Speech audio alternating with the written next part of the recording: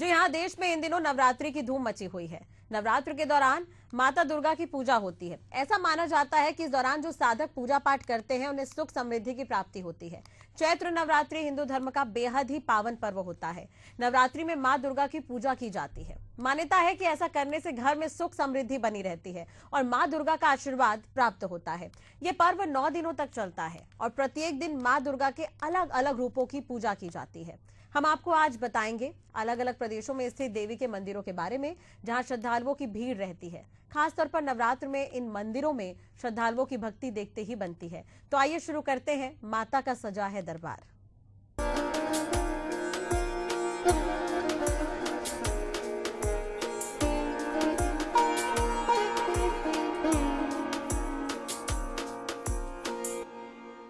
देश भर में इन दिनों नवरात्रि की धूम मची हुई है। देवी मंदिरों में श्रद्धालुओं की कतारें नजर आ रही हैं। ऐसे में मध्य प्रदेश के पिपरिया मुख्यालय से करीब 10 किलोमीटर दूर सांडिया बरेली मार्ग पर ग्राम परिहार पिपरिया में माता के मंदिर में भक्तों का तांता लगा हुआ है।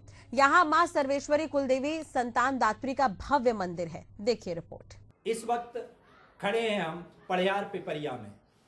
यहाँ सजता है नवरात्रि में मां का दरबार और यह मैया संतान दंपतियों को संतान प्राप्ति की विभूति देती है और जो व्यक्ति अपनी मनोकामना लेकर आते हैं वह मनोकामना भी यह देवी पूर्ण करती है।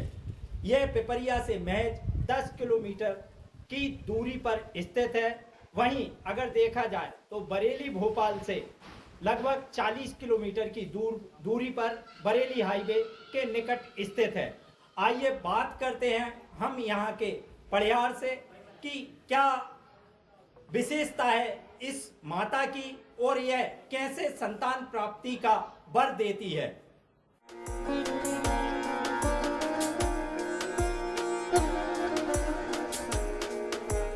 मध्य प्रदेश के होशंगाबाद जिले में पिपरिया मुख्यालय के करीब स्थित मां सर्वेश्वरी शक्तिपीठ की काफी मान्यता है, जिसके चलते लोग दूर दूर से यहाँ दर्शन के लिए आते हैं।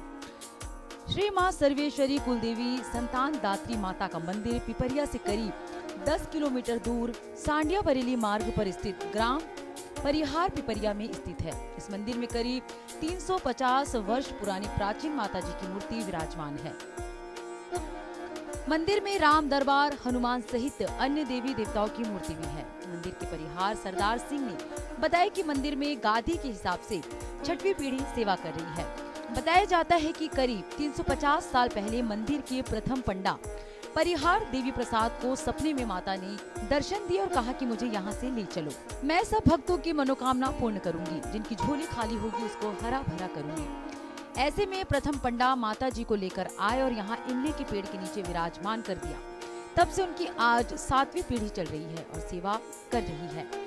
जो भी निसंतान दंपत्ति यहाँ माता के दरबार में आता है उसे माता जी की विभूति प्रसाद स्वरूप दी जाती है और उन्हें अपनी मुराद मांगने कहा जाता है।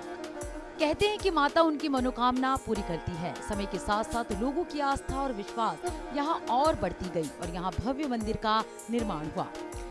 बताया जाता है कि यहाँ माता की बड़ी महिमा है। इस कारण यहाँ अपंग, अन्य बीमारियों से पीड़ित और निसंतान लोग आते हैं, जो माता के दरबार में आकर मन्नत मांगते हैं और मन्नत पूरी हो जाने पर नारियल चुनरी चढ़ाते हैं। नवरात्रि के दिनों में यहाँ शतचंडी यज्ञ का आयोजन किया जाता है। इसके लिए प्रसाद के रूप में विभूति तैयार कर रखी जाती है और दूसरी नवरात्रि में दरबार में आने वाले निसंतान दंपतियों को वितरित की जाती है, जिससे उनकी सूनी गोद हरी भरी हो जाती है। इस दौरान भंडारे का भी आयोजन होता है। निसंतान दंपत्ति की जब मनोकामना पूर्ण हो जाती है, उनकी गोद भर जाती है, तो उसके बाद यहाँ दरबार में वह आते हैं। उनसे किस प्रकार का चढ़ावा लिया जाता है या नहीं लिया जाता, इस विषय में हम पंडा जी से बात करेंगे कि वह क्या कहना चाहते हैं और क्या चढ़ावा लिया जाता है और क्या हिदायत उन निसंतान दंपत्तियों को दी जाती है संतान प्राप्ति के बाद। आइए बात करते हैं पंडा जी से कि क्या होता है संतान प्राप्ति के बाद। यहाँ पे जो भी कबूल न करते हैं स्वेच्छा से, तो वो स्वयं अपने आधार पे जो भी टूटी फूटी या जो स्वेच्छा है वो करते हैं। यहाँ पे कोई भी ऐसा बाध्य नहीं किया जाता कि आप ये करो वो करो। जो जैसा कि बताया कि भंडारा प्रसादी होती है, तो वो आदमी अपनी स्वेच्छा से संतान प्राप्ति कोई के कन्या बाद- भोजन कराता है, कोई भंडारा कराता है, कोई 5 कन्या का भोजन कराता है, कोई 100 कन्या का भोजन कराता है, और कोई तो अपने कपड़े, कन्याओं को कपड़े वितरण करके मीठा श्रीफल ये वितरण करते हैं।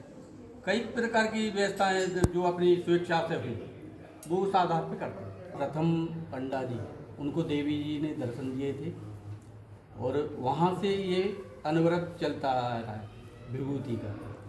तो इस समय पे जो चल रहा है अनुष्ठान, यज्ञ, सच्चंडी, विभिन्न प्रकार के अनुष्ठान होते हैं।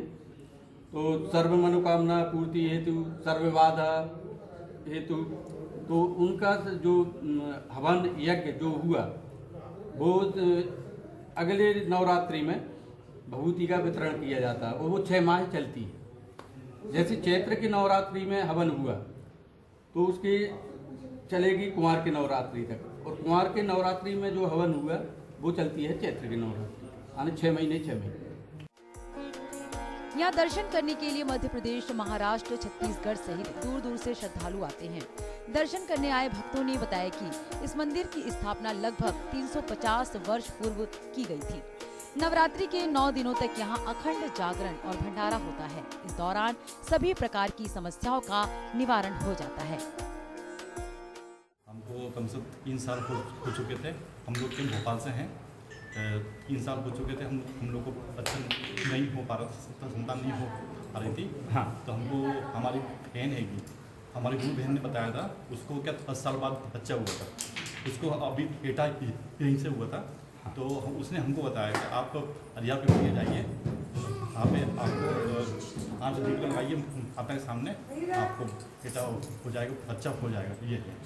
तो हमने फिर यहाँ पे 5 दिए लगाए, तो हमको दूसरे दिए में ही हमको फर्क पड़ गया था। हमारी जो पत्नी है वो कब से हो गई थी दूसरे दिए में। बस बाकी दवाई दारू हमने क्या बोलते भोपाल के टॉप डॉक्टर बंसल हॉस्पिटल ने दिखा दिया, होशंगाबाद के देवर नर्सिंग होम दिखा दिया, सबने हाथ खड़े कर दिए थे क्या अब कोई कुछ नहीं हो पाएगा आपका।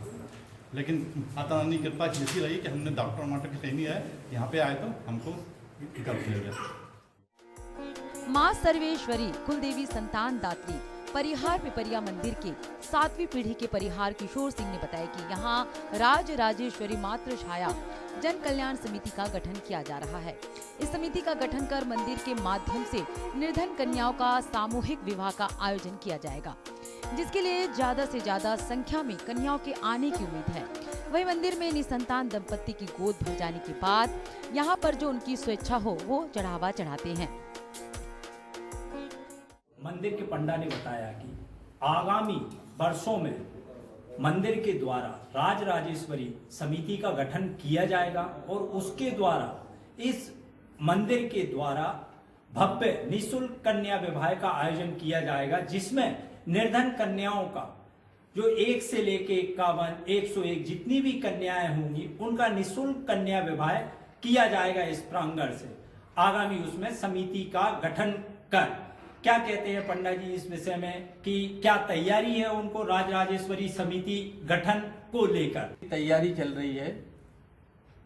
श्री राज राजेश्वरी मातृ छाया जन कल्याण समिति, इसके जरिए हम कन्या विवाह का भी आयोजन करेंगे और अभी विगत वर्ष में 2 कन्याओं का विवाह कर चुके हैं। आगामी जितनी भी कन्याएं होंगी उनका निःशुल्क कन्या विवाह किया जाएगा। श्रद्धालु महिला ने बताया कि उनके ससुराल में सभी काफी सालों से इस मंदिर से जुड़े हुए हैं। उन्हें पुत्र प्राप्ति भी माता के आशीर्वाद से हुई।